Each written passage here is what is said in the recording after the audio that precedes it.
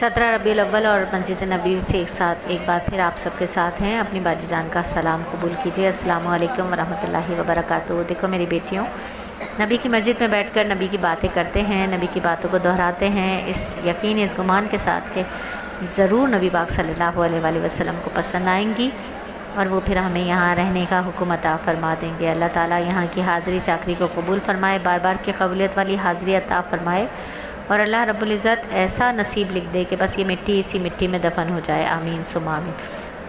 میرے نبی صلی اللہ علیہ وآلہ وسلم نے ارشاد فرمایا کہ قسم اس ذات کی جس کے قبضے میں میری جان ہے، تم ضرور نیکیوں کا حکم کرتے رہو اور برائیوں سے روکتے رہو، ورنہ جلد ہی اللہ تعالیٰ اپنے پاس سے تم پر بڑا عذاب بھیج دے گا، پھر تم ضرور اللہ تعالیٰ سے دعا کرو گے، تمہاری دعا قبول نہ ہوگی۔ یعنی برائیوں کو روکنا بھی ہے اور نیکیوں کا حکم بھی کرنا ہے۔ آج ہم سب نیکیوں کا تو حکم بڑا کرتے ہیں لیکن برائیوں سے نہیں روکتے۔ کیوں نہیں روکتے؟ کہیں ایسا نہ ہو اگر ہم کسی کو برائی کو بتائیں گے تو یہ ہم سے ناراض ہو جائے گا، یہ ہم سے ناراض ہو جائے گی، اسی لیے کیا ہوا کہ برائیاں پھیلتی ہی چلی گئیں۔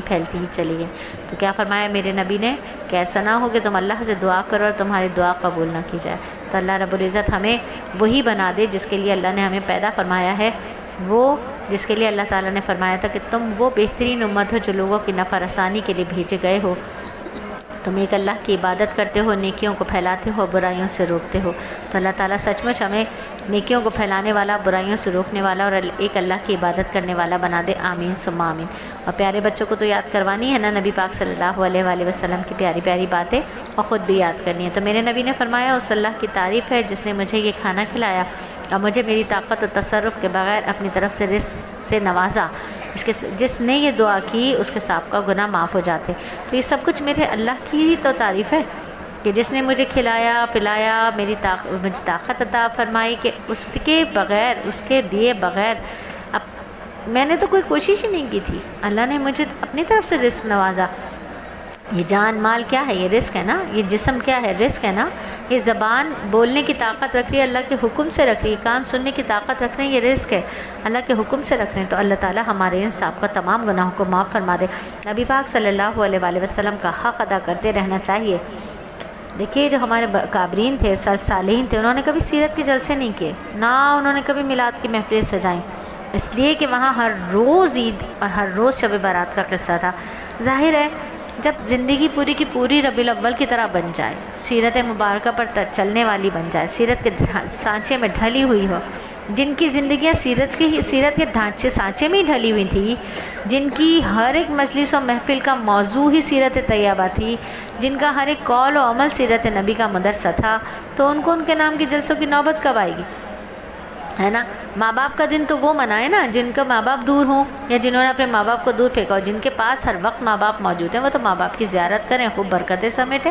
تو اللہ کے نبی کی سیرت ہمارے پاس ہے، ہر وقت 24 گھنٹے کی زندگی ہماری ربیع الاول بن جائے، سیرت کے درس پر آ جائے، تو یہ اصل زندگی بن جائے۔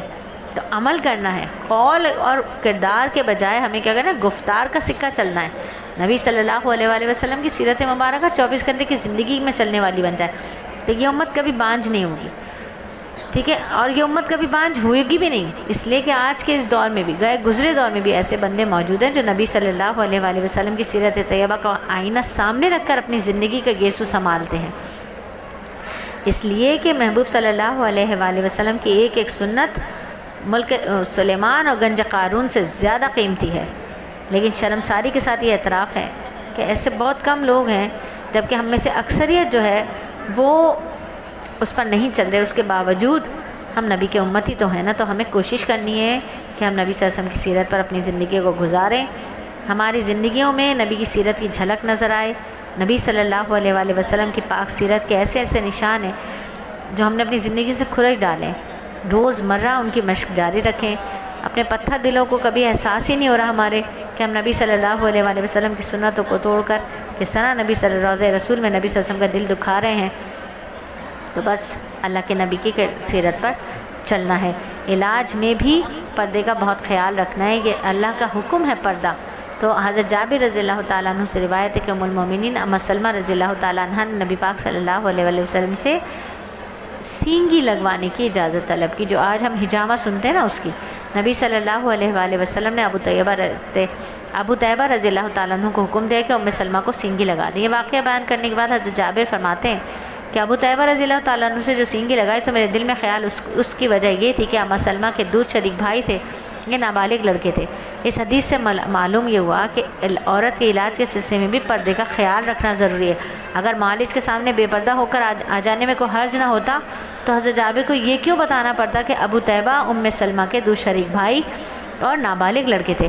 ہمارے زمانے میں آج جو لوگوں کا حال ہے، پردے کا تو ہمارا کیا ہی حال ہے، ہم سب جانتے ہیں پردے کا کتنا اہتمام ہم کرتے ہیں، اور بڑے بڑے اہتمام کرنے والیاں بھی کبھی کبھی علاج کے سلسلے میں پردے کا خیال چھوڑ دیتی ہیں۔ تو حدیث سے ہمیں معلوم یہ چلتا ہے کہ عورت کو علاج کے لیے بھی محرم کو تلاش کرنا چاہیے، اور محرم معالج نہ ہو تو پھر اس صورت میں غیر محرم سے علاج کروا سکتے ہیں، لیکن جب جان پر بنی ہو۔ اور عورت کے اعتکاف میں بیٹھنے کے لیے خاوند کی اجازت ضروری ہے۔ خاوند اسے اعتکاف سے منع بھی کر سکتا ہے، لیکن جب ایک بار اجازت دے دی تو پھر وہ اب منع نہیں کر سکتا، ٹھیک ہے۔ یعنی خاوند کا کتنا بڑا رتبہ ہے کہ وہ اعتکاف کی اجازت بھی خاوند دے گا۔